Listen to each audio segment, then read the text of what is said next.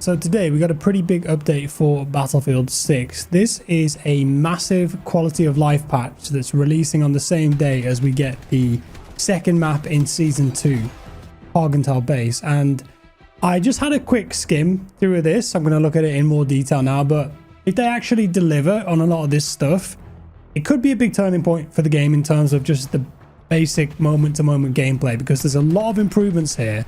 So I thought that this was worth making a video on, and we're going to take a look at some really interesting things here. A couple of things I don't really agree with, and I'm like, why did you do that? But there it is. You know, you can't win them all. So we're going to have a look through today. So Season 2 Nightfall, they're calling it Nightfall. This like mid-season beat is going to launch with update 1.2.2.0 and also the new map. It's coming out March 17th at 0900 UTC. And then midday UTC, the new map's going to go live and all the other stuff as well. There's a quick look at the map there. I do have some B-roll footage of this that EA gave us for the original Season 2 capture event, which I can put in the video if I think I've still got it. I'm sure I do, but I'll whack it in the video now so you can just have a quick look at that. And there's some footage of the new gun there as well. So here we go, new map, Hogel Base. Plunge beneath the surface and prepare for gripping underground close quarters combat. Blast through walls or cave in ceilings to flank and ambush enemies lurking in the tunnels. So having seen the B-roll and seen some of the leaked gameplay from BF Labs playtests, this looks pretty cool. There's a lot of areas of the map where you can use a sledgehammer, use C4 rocket launcher and blow the walls up. Basically, it's like cracks and yellow paint, I think it was, or like red X's or something. You blow them up to a flank. And it's just giving a bit of player agency to the destruction, which I quite like. So that's part of the map. Think about ambushes in the corridors and play to each class's strengths as you take control of a newly discovered base. So it's infantry only map, obviously. Maybe there's like a quad bike or the new bikes in there somewhere, but it's a meat grinder, Operation Locker, Operation Metro style map. Not that everyone is asking for that, but typically those kind of maps have been quite popular for grinding XP. And in this update, yes, finally, next week we're going to get much faster weapon XP, which I think is a huge deal, and I'm thankful that they finally got around to it. I mean, it should have been ages ago, but they're doing it anyway. So we're getting a new LTM, Nightfall. Squads can compete in a mix of TDM, squad deathmatch and domination matches on Hogel Base. Wait. So it's not in Conquest or Breakthrough, isn't that a bit weird? All matches will take place with Nightfall's darkness modifier, where it cuts most of Hogel Base's lights out. Your survival during Nightfall depends on your ability to see through the dark, through night vision goggles, and using the environment to your benefit. So you just like hold X on PC, one of the D-pad buttons on console, I think, and you equip the night vision goggles. They have a battery though, so you can't have them on forever. So that's where a torch flashlight might come in handy, but of course you're going to give yourself away. So it might offer a little bit of a different gameplay style, but again, it's an LTM. It's only on one map, so I'm like, do we really need this? But, you know, I'll play a couple rounds of it. I'm sure it'll be fun for a couple games, and then that'll be it. I'll be done with it, probably. We're going to have Gauntlet Nightfall, too. I don't really play Gauntlet, so I'm not really interested in that. And then we've got a Red Bull event here. Red Bull Supermoto. So I think this is a tie-in with Red Bull and the bikes. Oh, arriving later in Season 2. So this isn't coming next week, right?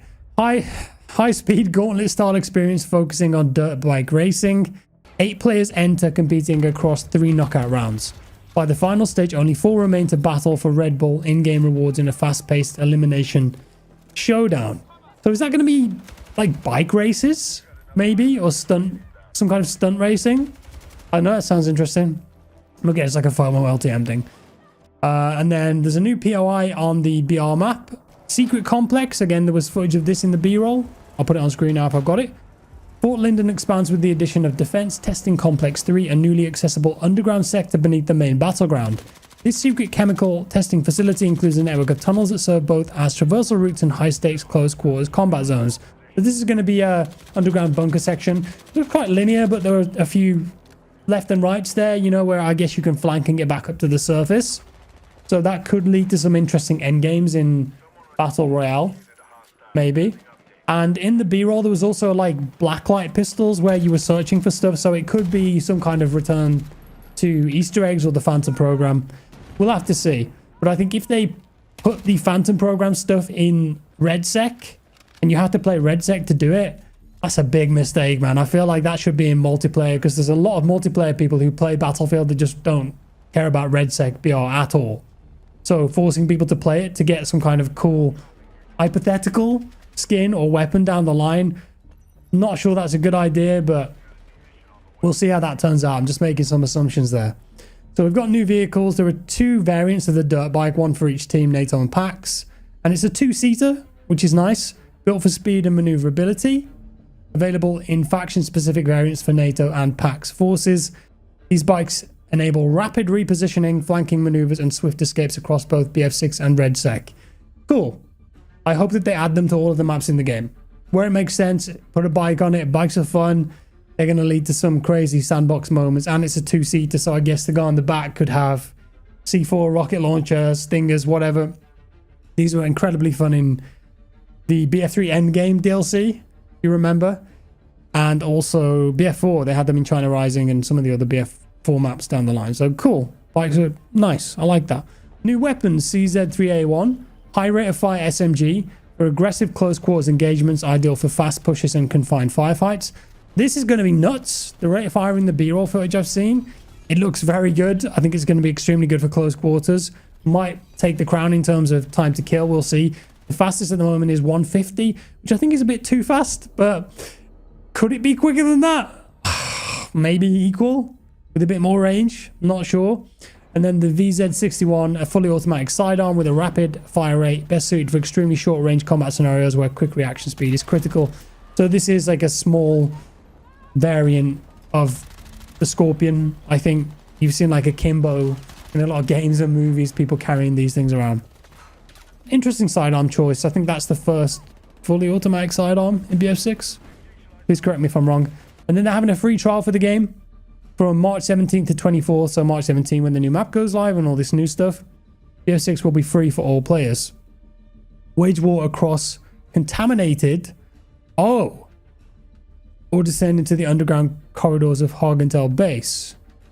So it's a limited free trial. So you can play on 4 maps and 6 modes, including a large-scale conquest and the Nightfall event. So it's almost like a snapshot of the game for free. But you're not going to be able to play everything. They're trying to tempt new players in.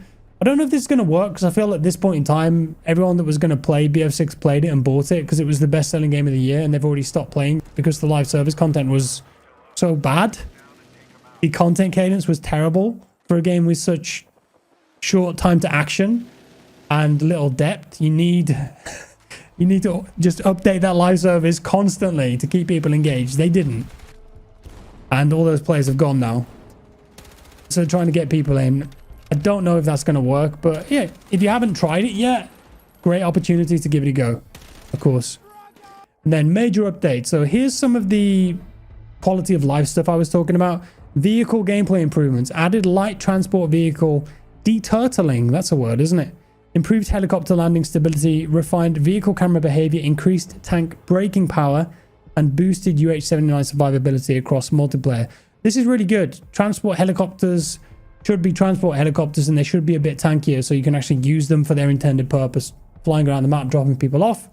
Portable mortar and gadget updates. Expanded portable mortar deployment rules to HQ areas.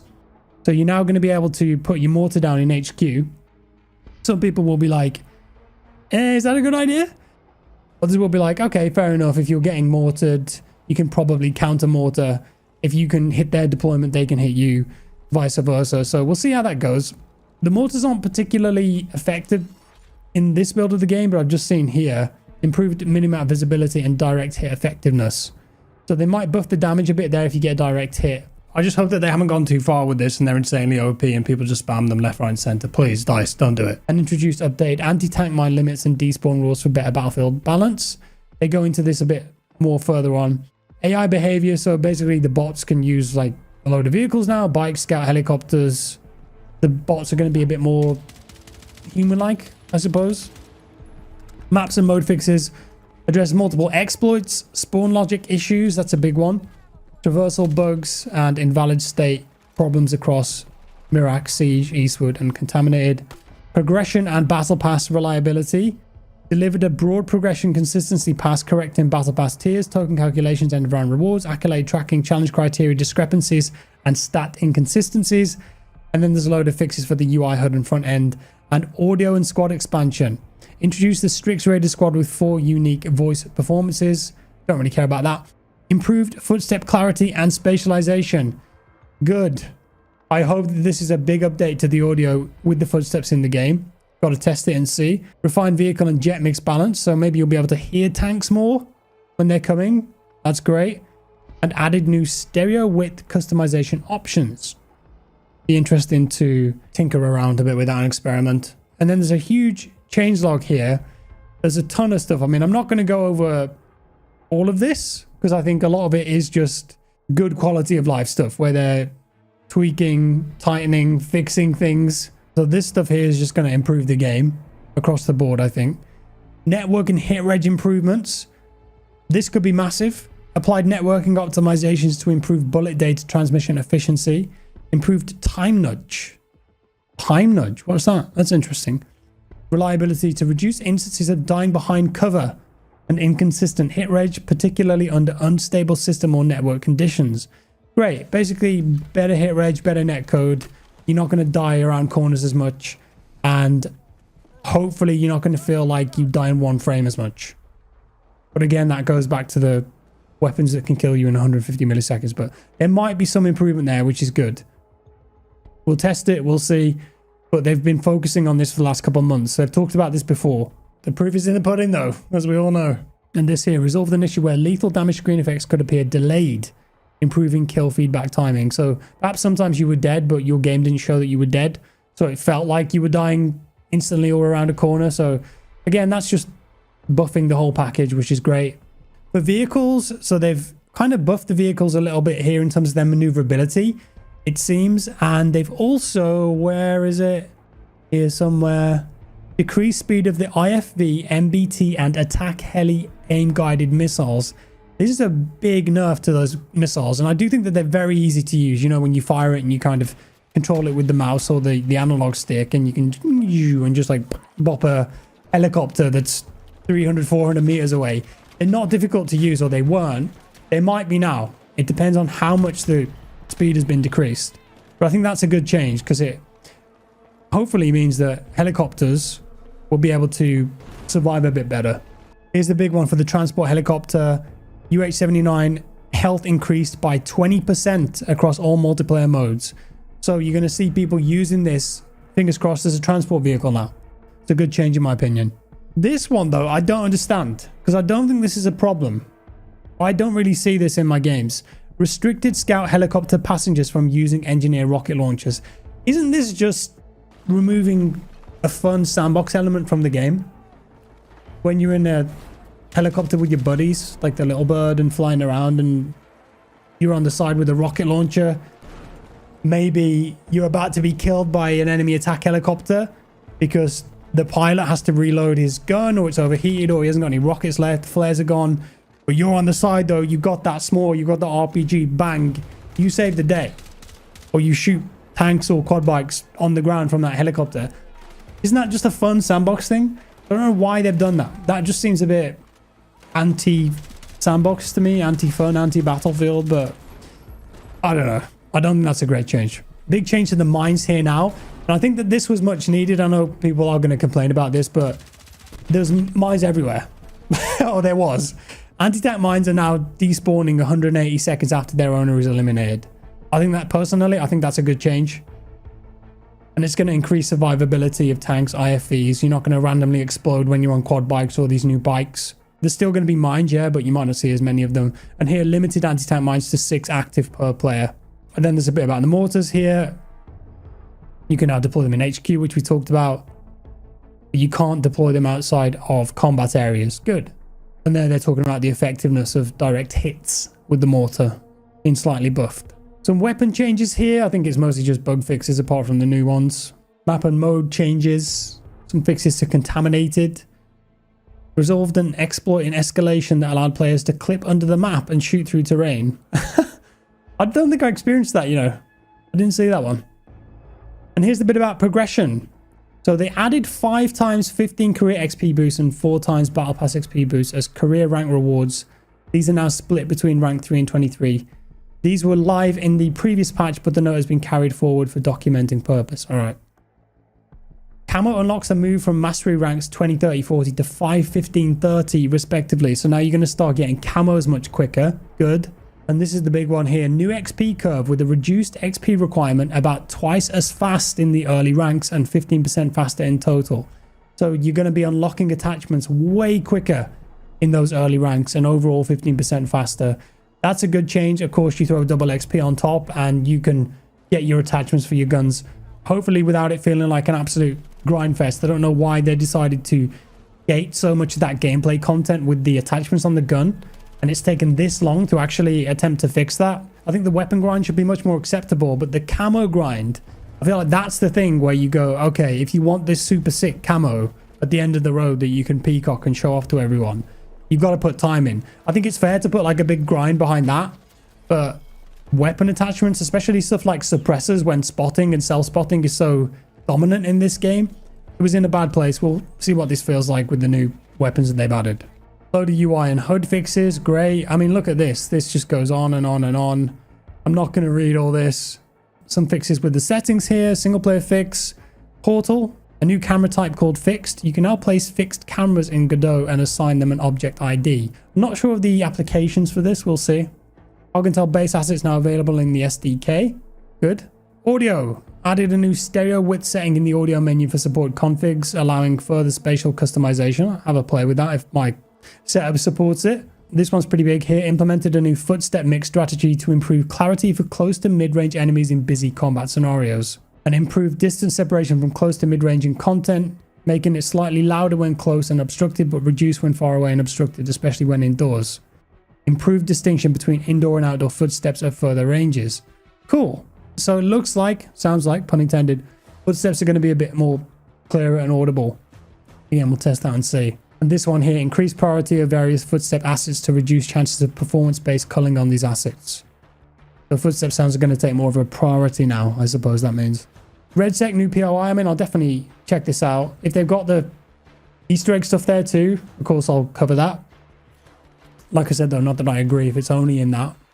If it is, hopefully there's another way of getting that kind of stuff in multiplayer. Hopefully they add solos pretty soon as well, because I played a few rounds of that and thought it was all right. But again, the armored vehicles, I think they kind of ruin it. So huge patch coming on the 17th with the new map. Load of updates. Sounds pretty good. I mean, unfortunately, there's still no mention or acknowledgement of server browser at all, of a classic server browser.